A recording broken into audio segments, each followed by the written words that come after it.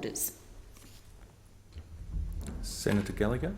Thank you, Mr Deputy President. It is great to have the opportunity to take note of answers given. I want to confine my comments to the question I asked around the paid parental leave changes that have been introduced in this budget, and I think it is appropriate that 2 years on from this government being elected, we reflect on some of the language that the Prime Minister used at the time prior to the election about keeping commitments. He said he wanted to be known as the Prime Minister who keeps commitments. He said, "I will do what I say we will do. We will make and keep the commitments that we make. All of the commitments that we make will be commitments that are carefully costed, and the savings to fund them will be well known before people go to the polls on Saturday, September the 11th. And what we saw with the paid parental leave scheme was certainly an over-promise in terms of what has been delivered. We've seen the changes that were broken from the very generous scheme that the Prime Minister went to the election on to one that was more focused and much more in line with the scheme that Labor had introduced and which was working so successfully. We then saw some comments from in the election campaign by the Prime Minister, again in the document titled Our Plan, which showed that, and I quote, "Australia is one of the only 2 countries where parental leave isn't based on a mother's actual wage.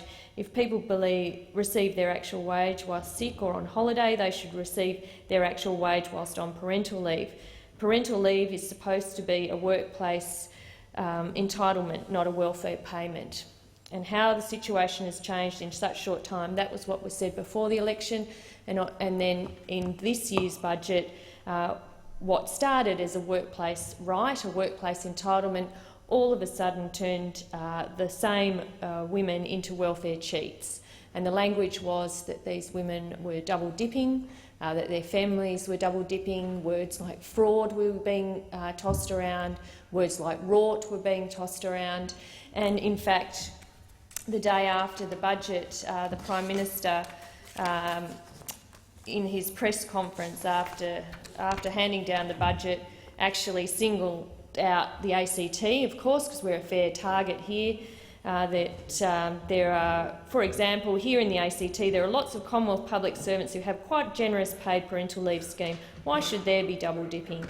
Once as a public servant and then another through the social security system, and thereby attacking hard-working public servants. And at the same time, of course, that he's doing it, we have the nodding Senator Seselja, the resident ACT Senator, standing behind the Prime Minister, nodding away.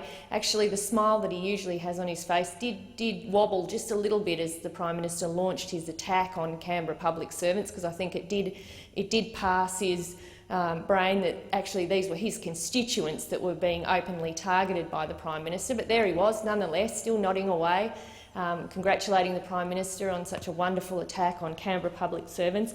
And then we've seen in the Senate committee that's now looking into it the distress that this sort of language has caused women who have previously been able to access this entitlement. So, you know, I don't think anyone who watched the evidence of Sandra Croft, who was appearing in a personal capacity, talking about how distressed she was at the language that was being used by the Prime Minister and senior ministers, albeit we did see one of the first probably cabinet splits post the budget on this issue, with Arthur Sinodinos, Senator Sinodinos and Malcolm Turnbull distancing themselves from the poisonous language that was being used as this government went on a rampage attacking the rights and entitlements of women and families who are having a baby.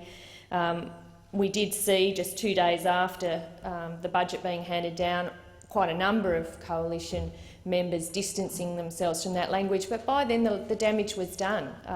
Women who had previously had a universal entitlement to top-up payments that supported the employer funded component had been singled out by the leader of this nation as double dippers, welfare cheats and rorters, and the damage had been done, and it remains today. The language might not be being used, but it's there in the budget paper describing the savings, the double dipping, stopping double dipping, so it's there for all to see, and this impacts on women, women who are quite rightly trying to access an entitlement, and they will remember this. They will remember this the next time they cast their vote. Your time has expired. The question is that the motion moved by Senator Urquhart be agreed to. Those of that opinion say aye. Against say no.